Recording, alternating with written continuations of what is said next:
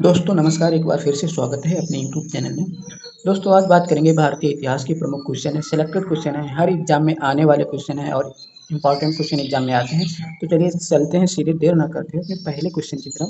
तो पहला क्वेश्चन है हमारा कि पैमानों की खोज ने यह सिद्ध कर दिया है कि सिंधु घाटी के लोग माप तौल से परिचित थे। यह खोज कहाँ पर हुई थी? तो सिंधु घाटी के लोगों को ये पता चला, यानी कि सिंधु घाटी लोगों को ये पता चला कि ये लोग माप तौल से भी परिचित थे। तो ये खोज कहाँ की गई थी? तो पैमाने की खोज की बात करें तो पैमाने की खोज ये लोथल जो था, गुजरात में जो पड़ता है लोथल, ये भोगवा नदी के किनारे बसा है और ये सिंधु सभ्यता का प्राचीनतम गोदीवाड़ा था, यानी डॉकयार्ड। तो यहीं से हाथी दांत के एक पैमाना प्राप्त हुआ है, हाथी दांत का पैमाना प्राप्त हुआ है। और यहाँ से क्या क्या क्या प्राप्त हुआ है? यहाँ से फारस की मोहर, जिससे ये पता चलता है कि इनका व्यापार फारस के लोगों के साथ हुआ करता था। फारस की मोहरें और 3 युगल समाधियाँ, 3 युगल समाधियाँ, ठीक।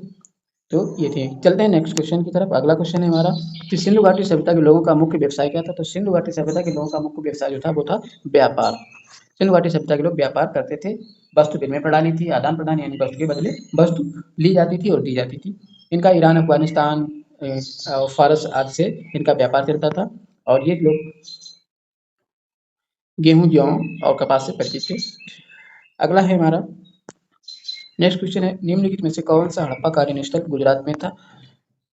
तो हड़प्पा स्थल गुजरात में था। कालीबंगा की बात करें तो कालीबंगा ये राजस्थान में है, राजस्थान जो कि घग्गर नदी के किनारे बसा है, राजस्थान घग्गर नदी के किनारे। रोपड़ की बात करें तो ये पंजाब में है, जो सतलज नदी के किनारे बसा है, रोपड़ सतलज नदी के किनारे, ठीक। लोथल की बात करें तो ये गुजरात में था, ये सिंधु सभ्यता का प्राचीनतम गोदीवाड़ा युग है लोथल में, गुजरात। और ये किस नदी के किनारे बसा है? तो ये भोगवा नदी के किनारे बसा है लोथल। बनावली की बात करें तो ये हरियाणा में है, हरियाणा में। और ये प्राचीनतम किस नदी के किनारे? सरस्वती नदी के किनारे, ये सरस्वती नदी के किनारे बसा है, ठीक है। नेक्स्ट क्वेश्चन है हमारा, अगला क्वेश्चन है, उत्तर वैदिक काल के वेद विरोधी और ब्राह्मण विरोधी धार्मिक अध्यापकों को किस नाम से जानते थे? तो वेद विरोधी और ब्राह्मण विरोधी अध्यापक जो थे उनके किस नाम से? तो उनको श्रमण के नाम से जानते थे, ठीक है। आगे बात करते हैं नेक्स्ट क्वेश्चन की। नेक्स्ट क्वेश्चन है हमारा, भारत के राज्य चिन्ह में प्रयुक्त होने वाले शब्द सत्यमेव जयते किस उपनिषद से लिए गए हैं? तो सत्यमेव जयते की बात करें तो ये मुंडकोपनिषद से लिए गए हैं, सत्यमेव जयते। अगर उपनिषद की बात करें तो उपनिषद कितने हैं? उपनिषद है 18, इनकी संख्या कितनी है? 18 है, ठीक।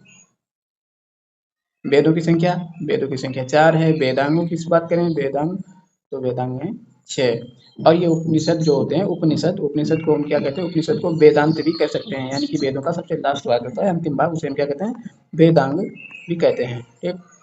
आगे है अगला क्वेश्चन है, नेक्स्ट क्वेश्चन है, भारत के किस स्थल की खुदाई से लौह धातु के प्रचलन के प्राचीनतम प्रमाण मिले हैं? तो अगर लौह धातु के प्रचलन की बात करें तो उनके प्राचीनतम प्रमाण कहाँ से मिले हैं? तो प्राचीनतम प्रमाण की बात करें तो अतरंगी खेड़ा जो स्थान है, ये उत्तर प्रदेश के एटा जिले में एक स्थान है अतरंगी खेड़ा। यहाँ से लोहे की एक कुल्हाड़ी प्राप्त हुई है, लोहे की कुल्हाड़ी।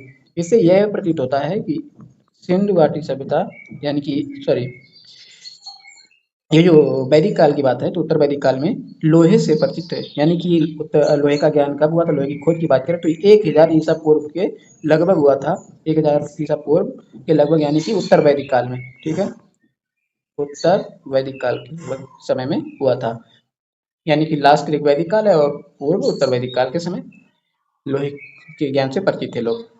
नेक्स्ट क्वेश्चन की बात करें तो अगला क्वेश्चन हमारा, किस वेद में जुदाई माया और वशीकरण का वर्णन है? तो जुदाई माया यानी कि किस वेद में वशीकरण, भूत प्रेत, ये की बात करें तो ये अथर्ववेद में सॉरी अथर्ववेद में आता है, भूत प्रेत वशीकरण, ये जादू टोने।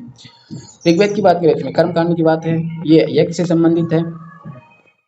कर्म कांडों की बात करें तो कर्म कांड किसमें आते हैं? ऋग्वेद में। यजुर्वेद की बात करें तो यज्ञ से संबंधित है और ये गद्य और पद दोनों में है, गद्य और पद्य में। सामवेद की बात करें तो ये साम का अर्थ है गायन, तो ये संगीत का है, संगीत, ये संगीत से संबंधित है, ठीक है। नेक्स्ट क्वेश्चन है हमारा, अगला क्वेश्चन है कि ऋग्वेद में निम्नांकित किन नदियों का उल्लेख अफगानिस्तान के साथ आर्यों के संबंध का सूचक है? अगर आर्यों के संबंध की बात करें तो ये जो कुंभा है ये अफगानिस्तान में रहती थी, अफगानिस्तान। और अफगानिस्तान और ये आर्यों का संबंध दर्शाती है कोबरा नदी। ठीक है, नेक्स्ट क्वेश्चन है हमारा, अगला क्वेश्चन है कि किस शासक ने गंगा एवं सोन नदियों के संगम पर पाटलिपुत्र नामक नगर की स्थापना की। अगर पाटलिपुत्र नगर नामक की स्थापना की बात करें, जो वर्तमान में हम लोग कहते हैं जिसे पटना, तो इसकी स्थापना की बात करें तो ये उदयन को जाती है। उदयन ने पाटलिपुत्र नामक नगर की स्थापना की थी पटना में। ठीक है, इसे हम वर्तमान में क्या कहते हैं, पटना, जो पहले क्या था, पाटलिपुत्र था। ये गंगा और सोन नदी के बीच में स्थित है।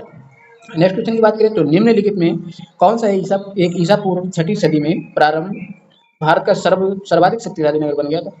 अगर 6ठी ईसा पूर्व सदी की बात करें तो कौन सा नगर सर्वाधिक शक्तिशाली बन गया, तो शक्तिशाली की बात करें तो ये शक्तिशाली जो था वो हमारा मगध था। मगध सबसे शक्तिशाली राज्य था जिस पर हर्यक वंश का कब्जा था, यानी कि हर्यक वंश जिसका प्रथम शासक कौन था, बिंबिसार। ठीक, तो ये थे हमारे क्वेश्चन। अगर हमारे क्वेश्चन आपको सही लगे हों, अच्छे लगे हो, तो वीडियो को लाइक कर दीजिए, चैनल को सब्सक्राइब कर लीजिए। ऐसे ही और क्वेश्चन, हर एग्जाम में आने वाले क्वेश्चन, सिलेक्टेड क्वेश्चन आपको हम देते रहेंगे। ठीक है, चैनल को सब्सक्राइब कर लें, वीडियो को लाइक कर लें और कमेंट करें। मिलते हैं नेक्स्ट वीडियो में, तब तक के लिए धन्यवाद।